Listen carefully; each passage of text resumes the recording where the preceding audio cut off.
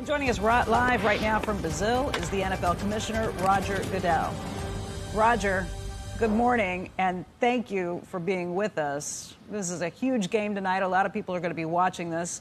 And you've got two huge issues that you're kind of wrapping into one here. One would be the international expansion of the NFL.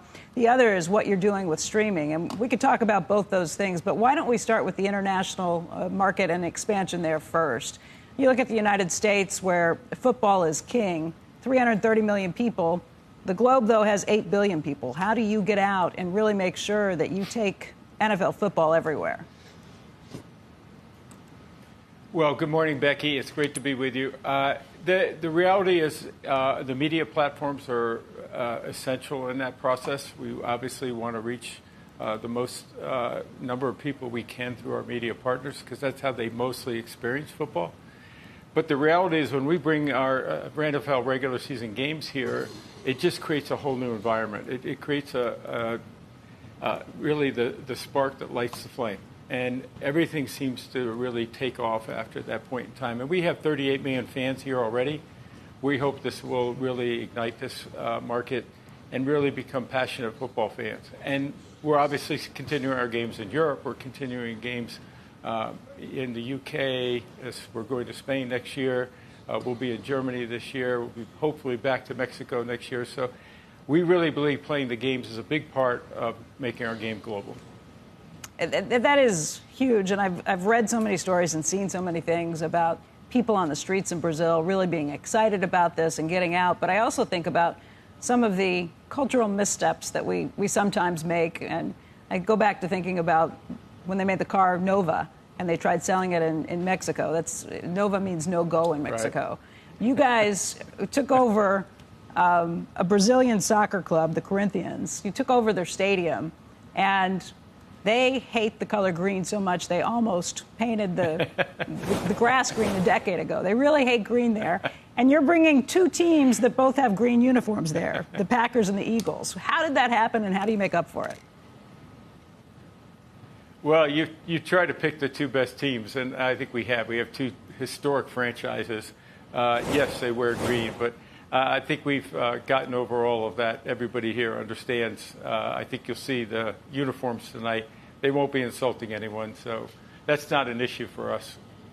Yeah, I know the Eagles are going to be wearing black and white, but you also had the Packers, right, who gave the Corinthians goalie a green jersey to wear out too. There's a lot to learn as you go international. What have been the best things you've learned, and what are the things that you really want to push into in the next years with those? Well, I think the best thing is that people love the game when they have the opportunity to experience it. And it's more than a game, as you know. When you go to an NFL game, there are events around the game that really make it a special day. And we like to unite people. We like to bring people together. And obviously the people down here have that kind of passion, that kind of enthusiasm. So I think they'll see a different kind of experience with NFL football. And that's what we're anticipating, and that's why I think so many people are excited about being there tonight. And obviously, we're going to have great media coverage, whether it's all the way throughout South America and all the way around the globe, all the way back to our home on NBC and Peacock.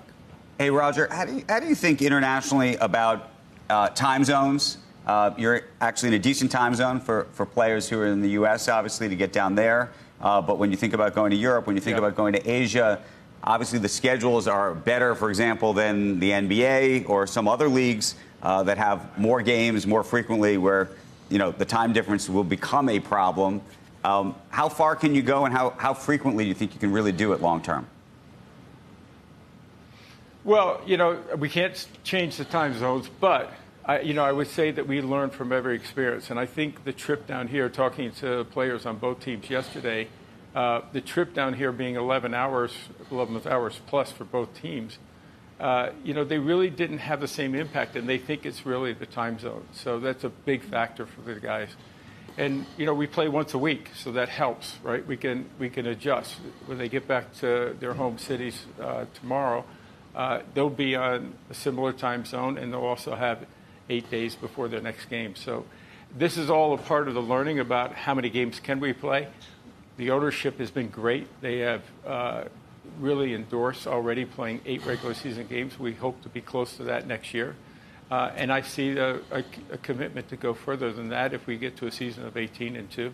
I think that's something that the ownership will very much endorse. You all have been slower to adopt some of the things that other leagues, maybe smaller leagues, rushed into a little more quickly. And part of that has to be streaming. You have always been very concerned to make sure that everybody can see the programs wherever they are. But it seems like it's working out pretty well with streaming with Peacock and other places. What have you learned through that process, and what can we expect in the next few years? Well, Becky, the bottom line is you have to go where your fans are, and our fans are moving off onto streaming platforms. Netflix is a good example of that. Peacock's a good example of that. Amazon's a good example of that. Our fans are on different platforms, and we need to reach them. But at the same time, over 85% of our games are still available on free television. We think we have the most fan-friendly policies for our fans and the media world of any league by far. 100% of our games for the 2 teams participating. So we really think that those policies are really beneficial to our growth, to our supporting more people watching NFL football and the fans' enjoyment of it. But streaming also brings in technologies that I think are going to be really valuable to improve the experience for consumers. I think, there's more things that they can do with their platforms and technology that I think is going to be very, very positive with our fans. Hey, Roger, I want to talk about the implications of private equity minority ownerships in teams. How do you think that may change things over time? I wonder whether if we look back 30 years from now, there's going to be a lot more selling of some of these teams, after 10 or 12 years, whether, families that own them generationally are now going to either feel pressure or other things to exit, whether there be different types of decision-making that will result as a function of having these outside investors? Andrew, I think it's actually the exact opposite. When we started this, one, we wanted to learn from other leagues. Good example of we took our time, we were deliberate. Second, we wanted to make sure this worked for all teams and it supported our ownership policies, which we think have had a major role in the NFL achieving the success that it has. We have one person on each team. That person is going to be making all the decisions. This won't change that. The 10% private equity interest will have a very silent role. There is no role of management. They don't even take suggestions from them unless, the team wants to say, can you help us with X or Y? So I think the reality is here, this is going to support our family ownership programs throughout the league.